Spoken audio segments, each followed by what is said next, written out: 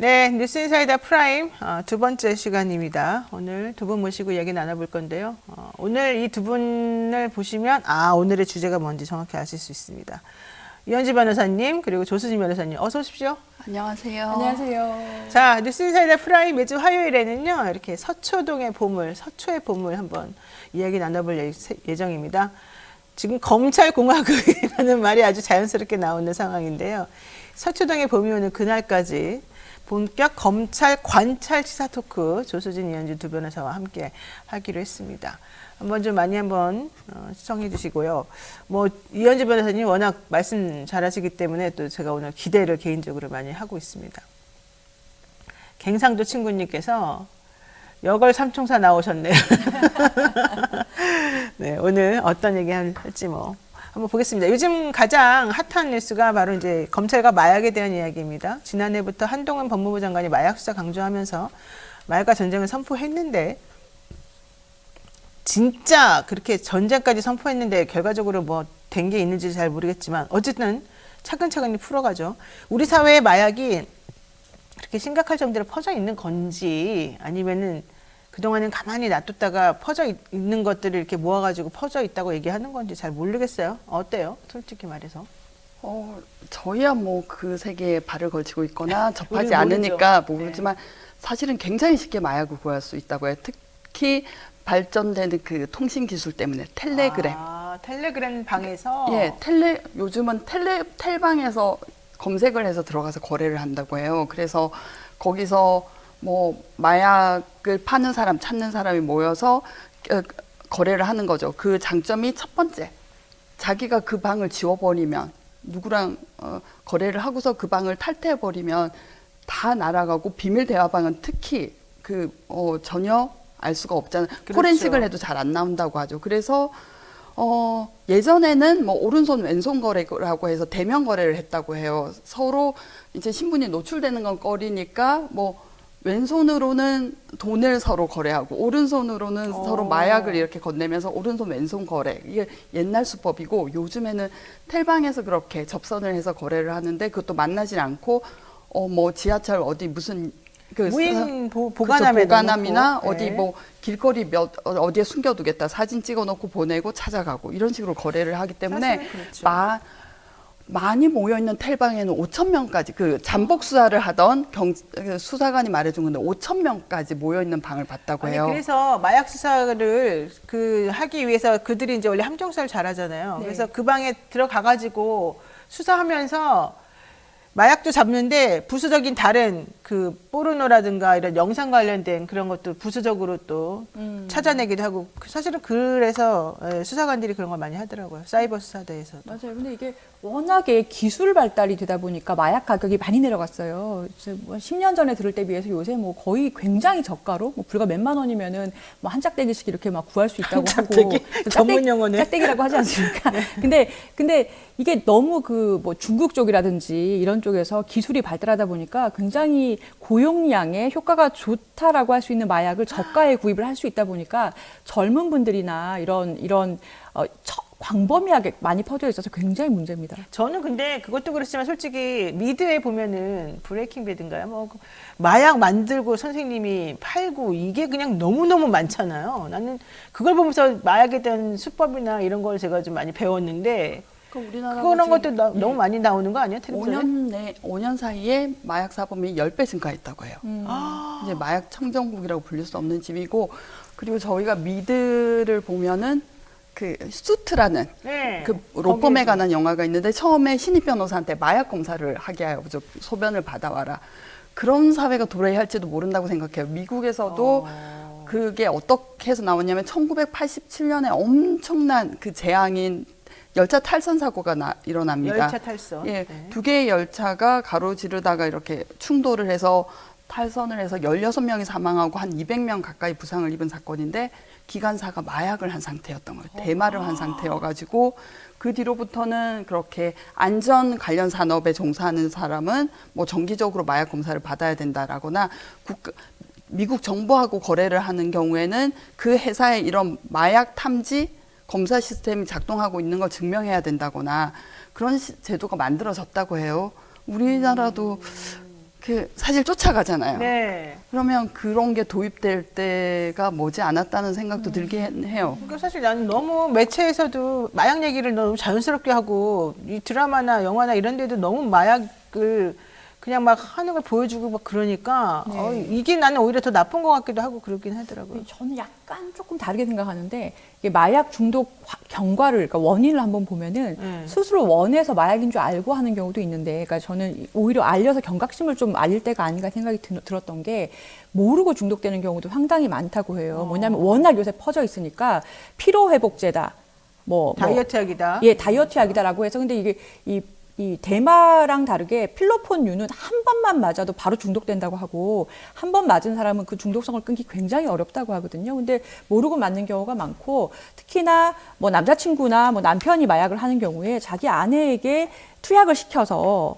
성관계 목적으로 같이 투약을 하는 경우도 많다라고 여자 피고인들이 검거될 경우에 그런 핑계를 많이 대요. 그래서 실제로 그런지 모르겠지만 그래서 마약의 위험성이나 이런 식으로 생긴 게 마약이다라는 거는 오히려 알릴 필요가 있지 않나 이런 생각을 좀 해봐요.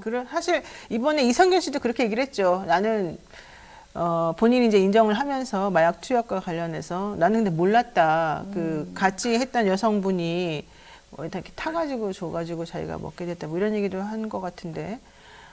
자, 이제 이 얘기부터 좀 연결해서 한번 해보겠습니다. 우선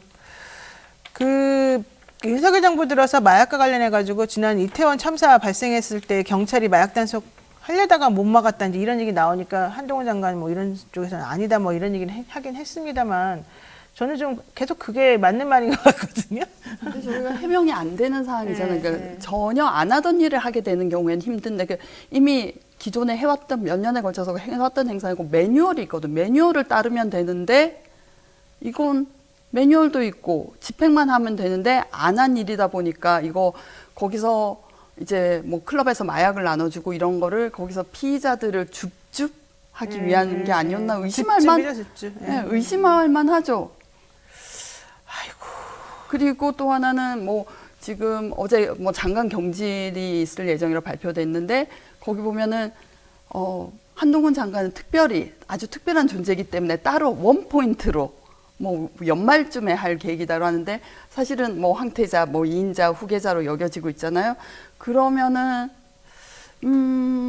이제 뭔가 영웅적인 이미지, 그 한국의 마약 범죄를 뭐 척결한 사람라는 이미지를 주기 위한 것이 아니었나라는 의심도 들고요. 그러니까 이 정부가 다른 정부보다 이 마약 수사에 더 열심히인 이유가 그런 것 때문이다. 그럴 수도 있다. 그 추측입니다. 추측. 예, 추측. 아니 근데 저는 그러니까 한동훈 장관 그 원포인트 개각의 경우에는 사실 너무 일찍 등판하면 스크래치가 나기 때문에 그러니까 총선에 나간다는 거는 뭐 거의 뭐 많이들 얘기하지 않습니까? 그래서 이제 뒤늦게 좀 이제 등판시키려는 의도가 아닌가 싶고, 근데 이게 지금 마약 단속을 성과로 가져가기에는 사실 뭐 연예인 몇 명 잡은 거 말고는 미미하고 이제 검사 그 친족들의 뭐 마약 의혹은 오히려 수사되지 않고 있다 이렇게 폭로가 된 상황인데 저는 이 정부에서 이 마약 수사 얘기를 하는 걸 보면서 이태원 참사하고까지 연결을 시키면서 사실 그거는 뭐 이제 구청이나 서울시하고 협업하면 될 일이지 마약 수사팀이 굳이 가서 질서 유지할 필요는 없거든요. 그래서 사실 말이 안 되는 의도인데 저는 검찰 정권의 실효성을 보여주려는 의도다라고 보여요. 그러니까 마약을 자꾸 건드리는 이유가 그렇죠. 검사가 대통령 되니까 이렇게 마약 청정국이 된다. 이렇게 수사를 잘한다라는 거를 보여줄 게 절대 악이라고 볼 수 있는 게 뭐예요? 조폭, 마약, 뭐 이런 거예요. 성매매 이런 거예요. 때려잡는 거죠. 그래서 근데 사실 이런 식의 프레임이 굉장히 올드하기도 합니다. 그렇죠. 예전에 저도 그거 어떤 그림이냐면 뭐 용산에서 마약 사범 뭐 몇백 명을 검거했다라는 다음에 수사 결과를 한동훈 장관이 나와서 이제 마지막으로 발표를 하는 거죠. 뭐 마약의 심각성, 폐해, 그리고 이번에 성과가 얼마나 소중한 건지. 그럼 그 이미지 때문에 사실은 현장에서 고생한 건 경찰관이지만 성과는 자기가 가져가는 거잖아요. 마치 윤 대통령이 그 엑스포를 하면서 굳이 본인이 나가서 이제 PT를 하고 망신을 당했지만 결과적으로 꼭 그런 효과잖아요. 자기의 공으로 가져오기 위한 효과. 그럼 혹시 원포인트 개각할 때 딱 발 맞춰가지고 우리 그동안의 성과가 이렇게 나왔어 이렇게 딱 보여주면서 하려는 거였어요? 그게 뭐 보통 그거잖아요. 보통은 한동훈 장관? 마약 사범 구속 몇 명 불구속 입건 몇 명. 제가 예언을 하나 하는데 아마 구속 뭐 몇백 명, 백몇 명, 뭐 불구속 뭐 2,000명 하고 플러스 뭐 연예인 몇 명 이럴 거다라는 그런 썰이 있더라고요. 맞아요. 나도 사실 그 얘기는 들어서 그럴 것 같아. 내가 만약에 그분이라면 내가 그분이라면 그렇게 하면은 뭔가 딱 효과가 우리가 맨날 그러잖아요. 한동훈 장관 도대체 한 일이 뭐야? 이렇게 물어보면 그런 특별히 그 굴욕을 참으면서 아무 말도 안 하고 있잖아요. 현재로서는 그런 사람들이 이제 자꾸 물어봐도 그게 다 나중에 딱 혜성같이 나타나서 이렇게 딱 뭔가 한마디 하고 인상을 강하게 주면서 봐라. 니네가 그동안에 내가 한 일이 있네 없네 이렇게 말했으나 현실은 이랬다. 나 이렇게 묵묵히 니네가 아무리 떠들어도 묵묵히 난 일을 해가지고 결국 이런 성과를 냈어. 이거 하려고 그러는 거 아닐까. 그분이 굉장히 그런 거 되게 남의 평에 세밀하신 분이거든요. 예. 목도리 보십시오. 패션 센스 좋다고 여러 번 보도가 되고 나니까 매번 스카프하고 나오세요. 굉장히 신경을 많이 쓰시는 분입니다. 그러니까 그럴 수도 있겠네요. 검사님들이 좀 그래요 원래? 원래 검찰 출신이시잖아요. 검사들의 수사란 게 그렇잖아요. 특히 검찰의 특수수사는 수사가 반, 홍보가 반. 네. 근데 그렇죠. 홍보가 중요하죠. 홍보가. 근데 그 어떤 사람들은 냉소적으로 홍보가 뭐 반이야 90%지. 그리고 그렇게 말해요, 극장식 냉소적으로? 수사라고도 얘기하죠. 전 과정을 생중계하듯이 보여주지 않습니까? 왜 그러겠습니까? 검사가 자기 그 이름을 드높이려고 그러는 거잖아요. 네네네. 사실은 수사와 공판이라는 거는 증거 뭐 이런 증거가 법정에서 인정될지 증명력이 얼마나 부여될지 법관의 자유심증이 굉장히 복잡하고 긴 과정인데 그런 거 상관 안 하잖아요. 그렇죠. 예, 원래 보여주기에 능숙한 사람이죠. 그래서 머리들이 좋으니까 또 그렇게도 하는군요. 그런데 좀 이번엔 좀 체면을 구기긴 했어요. 원래 연예인 마약 사건으로 시선을 돌려가지고 뭔가 이렇게 조금 하려고 그랬는데 오히려 그거는 사람들이 너무 이제 뻔히 아니까 이제 욕도 하는 데다가 이성균 씨랑 지드래곤은 음성이 계속 나온단 말이에요. 근데 맞아요. 만약에 마약수사를 제대로 했다 그러면은 이렇게까지 음성 나올 거를 대대적으로 난리를 치면서 했을까? 제가 대단히 의문 있는 게 이상해요, 저는 예, 솔직히. 극장식 수사라고 네, 이것도 네. 극장식 수사의 폐인데요. 극장식 수사의 폐가 한 가지가 뭐냐면은 이미 그 설익은 시나리오를 무대에 올렸어요. 어떻게든 마무리는 해야 되지 않습니까? 그러면 우리가 수사 잘못했네, 단서를 잘못 포착했네라고 하는 가능성이 높을까요? 아니면 더 파고들까요? 후자가 되죠. 더 파고들어야 되겠지. 저는 이성균 씨랑 지드래곤은 그 모바일 검사에서 최대한 검출되는 건 1년이라고 해요. 그러니까 마약의 종류에 따라 다 다른데 소변 검사에 따라서 복용 후로부터 검출되는 기간, 뭐 모발 이런 게 다 다른데 모발은 최대가 1년이라고 모발 해요. 물론 1년. 1년 전에 마약을 했을 수도 있어요. 정확히 뭐 이 유흥접객원이라는 분이 시점을 언제로 진술하고 있는지 모르겠는데 너무 설익은 단계에서 사건을 터뜨렸죠. 그리고서는 그 다음 단계 전략이 필요하죠. 그랬더니 마약 공급책이 있더라라고 하면 모바일 검사는 안 나왔지만 공급책이 있으면 또 확실한 거잖아요. 근데 이 사람도 구속영장이 기각됐어요. 그러니까 그 공급책이라는 의사도 영장이 기각됐다면서. 근데 영장 기각된 게 증거인멸 도주의 우려가 없다가 아니라 범죄 사실 수사 소명이 진행의 단계로 봐서 수사 진행의 단계, 범죄 소명의 정도로 봐서 구속이 필요하다고 할 수 없다예요. 그 얘기는 이거 처참한 겁니다. 근데 그렇게 그 창피할 텐데. 수사가 설익없다, 소명도 안 된다라는 말을 점잖게 쓴 거예요, 판사가. 제가 GD나 그 이성균이면 너무 억울할 것 같아요. 맞아요. 근데 그렇죠. 이성균 씨는 검찰에서 마약 관련 제보가 들어왔을 때 아니면 그 관련자를 잡았을 때 굉장히 군침을 흘릴 만한 인물이긴 했어요. 왜냐하면 나의 아저씨잖아요. 나의 아저씨인데 그때 우리 드라마 보면서 얼마나 울었어요. 이미지가 사실은 상당히. 아이유 씨랑 나와서 근데 마약했어. 근데 검찰이 잡았어. 이건 정말 사실은 국민들이 볼 때 이슈를 굉장히 많이 가져갈 수 있는 사안이고 검찰 잘한다. 그래서 사실은 설익어도 이게 빠져나가기 전에 누설되기 전에 빨리 터뜨리고 싶었을 거예요. 근데 또 저는 검찰이나 수사기관 누구한테서 나오는 비열하다고 생각한 게 그 유흥접객원하고 나 너 좋아하는 거 알지? 이게 육성이 유튜브에 돌아다니는 걸 보고 제가 깜짝 놀랐어요. 그건 이성균 처에게는 이해관계가 우리가 알아야 될 건 아니잖아요. 그 배우가 하는 역할과 그 배우의 사생활은 다른 문제니까. 이건 이게 뭐 이성균 씨가 마약을 했다 안 했다 이런 걸 떠나서 이건 정말 심각한 인권 침해가 아닌가 생각합니다. 배우 생활도 뭐 보통 무리를 일으켜도 얼마간 후에는 복귀를 하게 되는데 글쎄요. 정말 저는 너무하다. 복귀가 문제가 아니라 원래 이성균 씨는 광고 이 모델 효과가 엄청나게 치명적인 악영향을 미쳤기 때문에 맞아요. 그 보이지 않는 손해와 이런 것들은 정말 말도 못할 것 같아요. 이번에 빌딩 100억짜리 팔았다고 하잖아요. 네, 이 사건 부인이. 터지기 직전에. 네, 그게 네. 아마 뭐 여러 가지 뭐 썰이 많지만 저는 광고 위약금을 미리 마련한 거 아닌가 싶어요. 그러니까 그 유아인 씨가 광고가 원래 그 무리를 일으켜서 파기가 되면은 뭐 2배, 3배 이렇게 배상을 하지 않습니까? 계약이. 유아인 씨가 거의 100억 가까이 냈다라는 소문이 있더라고요.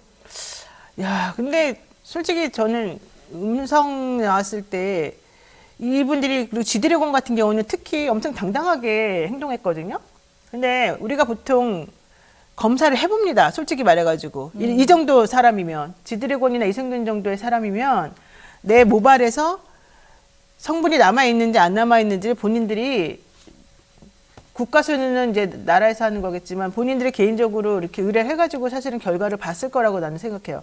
그렇게 하겠죠. 내가 변호사라도. 지드래곤처럼 이제 돈 있는 사람이고 되게 이게 중요한 사람이라면.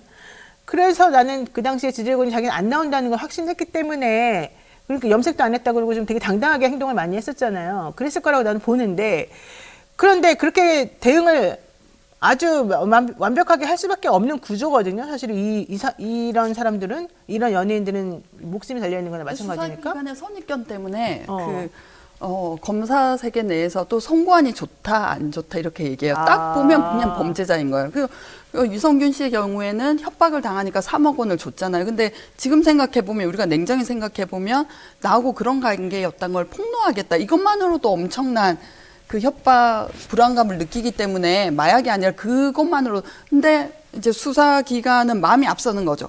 왜 마약을 안 했으면 3억이라는 돈을 갖다 바쳤겠어. 그리고 GD는 예전에 대막 한번 기술이 성과가 있으니까. 네.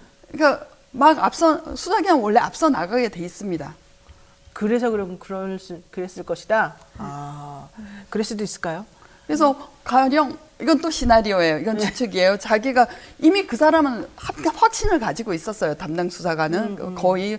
근데 위에서 뭐 좋은 거 없냐? 뭐 이 시기에 뭐 그렇잖아요. 우리 뭐 터뜨려줘야 될 타임이에요. 어떤 걸 가리기 위해서 이슈를 가리기 위해 그러면은 뭐 이거 확실합니다라고 내놓을 수 있다고 저는 생각합니다. 저는 이성균 씨 특히 KBS에서 나너 좋아해 그 울림통 있는 목소리를 육성으로 냈을 때 검찰에서 어떤 목적의식을 가지고 한번 물면 뭐든지 결과를 내고야 마는구나라는 걸 다시 한번 느꼈어요. 그러니까 조국 사태 때도 보면요. 처음에 시작됐습니까? 그러니까 사모펀드에 투자를 했는데 그 썰이 카더라가 그 사모펀드가 뭐 재생에너지라든지 어떤 에너지 사업을 할 거고 그래서 이 주가 떡상한다. 이런 식의 어떤 그런 청와대 그런 본인의 사적인 이익을 추구하는 그 사업을 밀어줄 것이다라는 의혹에서 시작을 했는데 네. 사모펀드도 안 나오고 이것도 안 나오고 저것도 안 나오니까 마지막에는 입시비리로 갔잖아요.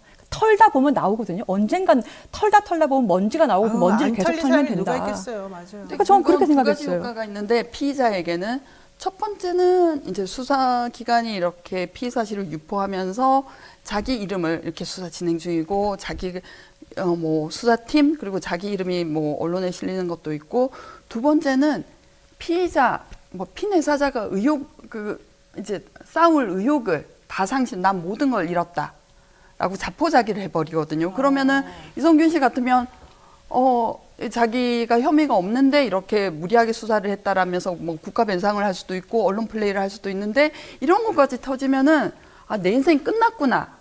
자포자기를 하고 아예 대응을 안 하게 되잖아요.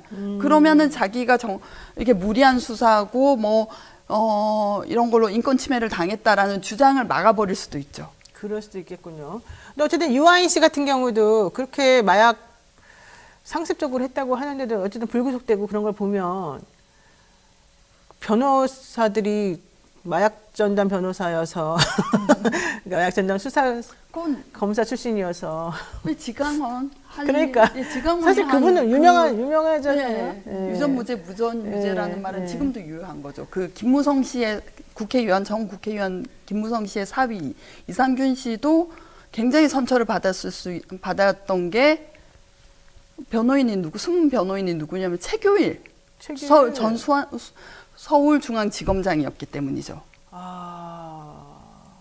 왜냐면은 그 최교일 씨가 검찰을 그만둔 게 옷을 벗은 게 2013년, 그 사건이 발생한 게 2015년, 아직 따끈따끈한 정관이고. 그러니까 보세요. 예를 들면 이성균 씨 같은 경우는 먹잇감이 될 수밖에 없었다. 왜냐하면 황하나 씨라고 뭐 알려져 있는 어쨌든 뭐 과거에 그런 경력이 있는 사람하고 같이 했다는 이제 얘기가 그때 나왔었기 때문이다. 뭐 이제 이런 게다가 돈도 3억에다 줬대더라. 이러니까 아 그랬을 것 같네. 이제 이렇게 생각해가지고 사실 이제 콕 찍은 것이고 뭐 GD 같은 경우에도 사실은 과거에나 혹은 행동하는거나 좀 그랬을 가능성이 있다고 여겨지는 부분들이 있으니까 이제 검사나 수사관들은 이게 확실하지 않아도 거의 확신을 가지고 이제 찍었을 본인은 확신을 가지고 있어요. 우리가 보기에는 저 정도로 하지만 본인은 확신을 어쨌든 가져요. 그 수사하시는 분은 그렇게 했고 유아인 씨 같은 경우도 사실은 나왔잖아요. 이제 그러니까 아 이 사람도 그냥 일단 찍으면 되는구나 이렇게 했었을 가능성이 좀 있겠군요. 그런데 유아인 씨는 이제 결국에는 또 구속은 또 면하게 이 조치를 취하고 그래서 이상균 국회의원 김무성의 전 사위, 현 사위 죄송합니다. 사위 이 사건이 굉장히 재밌는 사건인데 이성균 씨는 음성이 나오는데 이렇게 네. 방방곡곡 떠들고 저희가 모두 알고 있잖아요. 어떻게 진행됐는지. 그렇죠. 이상균 씨의 경우에는 어떻게 밝혀지냐면 최교일이 변호사 사건 수임 신고를 누락해서 대한변호사협회가 징계를 한다고 하면서 누구야 이게 1억 이상 7건을 신고를 누락했는데 그중에 3건은 보수가 1억이 넘는 대형 사건이고 그중에 하나는 이상균이네. 이상균 마약 사건이네. 이상균이 누구야? 김무성 사위네? 이렇게 된 거야. 그러니까 전혀 보도가 안 됐어요. 툭 튀어나온 건 2015년 9월에 최교일의 그 수임 사실은 이제 네. 신분이 밝혀지면 이런 뭐 유착관계 때문에 봐줬다거나 아니면 그 세무신고 목적에서도 누락하기도 하죠. 거기서 터진 거였어요. 그러니까, 그러니까 이성균 씨는 억울하죠. 제가 억울하다고 MB 아들도 생각해. 그런 거 아닌가? MB? 그러니까 어떻게 그 사건에 맞아요. 대해서 간략히 말씀드리면 이시영 씨? 2014년 5월에 마약 공급책이었던 송모 씨가 서울 시내 모텔에서 난동을 부리다가 붙잡힙니다. 그래서 데리고 갔더니 뭐 재물 손괴 이런 걸 했더니 마약에 취해 있었고 그러면은 이제 그때쯤 되면 마약 공급책은 모든 걸 내려놔요. 왜냐하면 공적이라고 하죠.